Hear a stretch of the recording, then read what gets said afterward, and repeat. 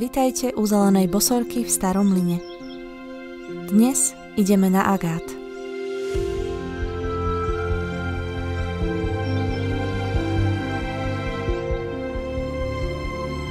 Pri mojich milovaných jazerách je ho naozaj požehnanie. A ako by súťažil s bazou, kto bude skôr krajšie do biela zakvitnutý, ozdobený ako tá najkrajšia nevesta. A máj si bez vône agátu všade naokolo neviem predstaviť. Dokonalé spojenie vôni lúk, bazy a agátových kvetov je čistá esencia môjho najmilšieho obdobia v roku. Keby sa tak dala uzavrieť do fľašky.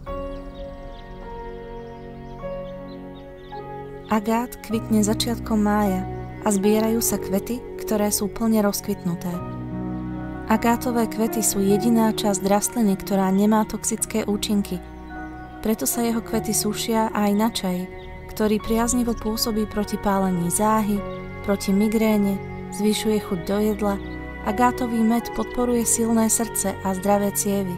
Agátové kvety majú aj účinky, ktoré tlmia bolesť pri ženských problémoch alebo žalúdočných problémoch. Vôňa agátových kvetov má ukľudňujúci až uspávajúci účinok a navodzuje pokoj v duši. Kvety môžete strihať alebo stiahnuť zo stoniek. Rozkvitnuté kvietky idú ľahko stiahnuť. Kvety neobsahujú toxické látky, aj keď si to mnoho ľudí myslí. Práve naopak, agátové kvety sú nielen voňavé, ale aj sladučké a liečivé.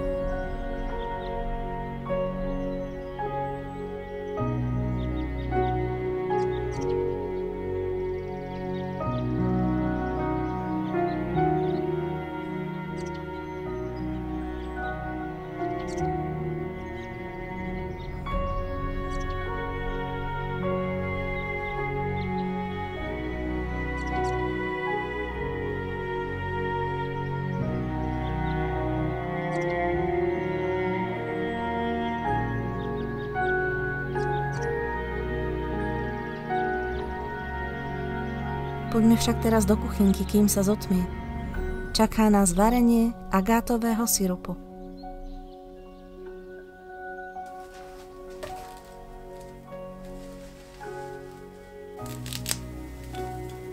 Agátové kvety si najprv oberiem zo stoniek. Dávam veľký pozor na to, aby mi do misky nespadli lístky alebo stonky.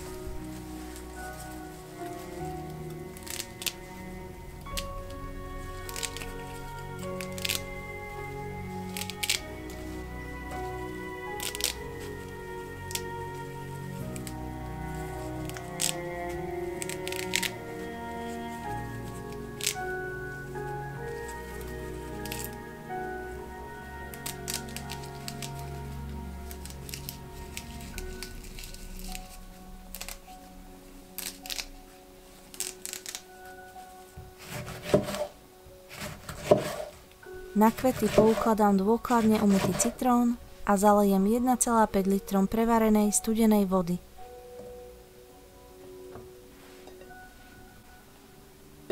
V chladničke nechám lúhovať 48 hodín. 24 hodín bohužiaľ nestačí. Lúhujte 48 hodín. Po 48 hodinách vyžmýkam cez látku.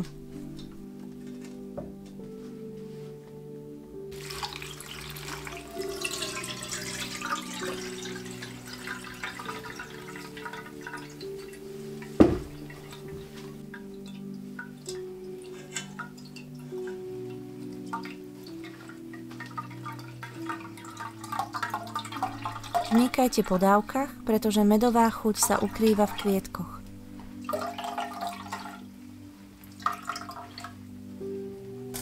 Teraz pridám maximálne 2 polievkové lyžičky kyseliny citrónovej a nasypem 1,5 kg cukru.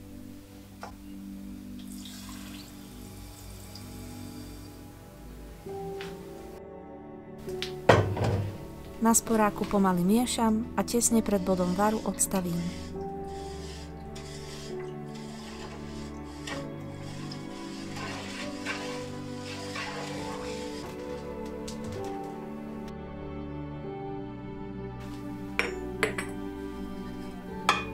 Nalievam do vysterilizovaných fľaš, zatvorím a otočím hore dnom.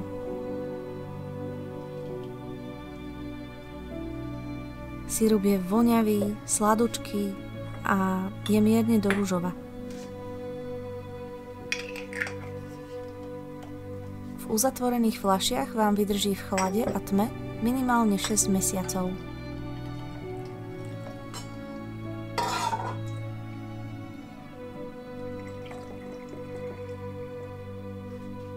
Otvorenú fľašku spotrebujte do 3 až 5 dní.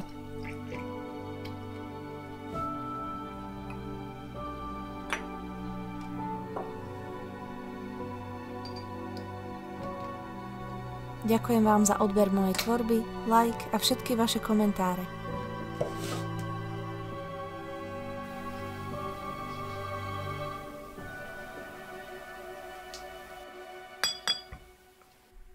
Pozdravuje Zelená bosorka zo Starého Mlyna.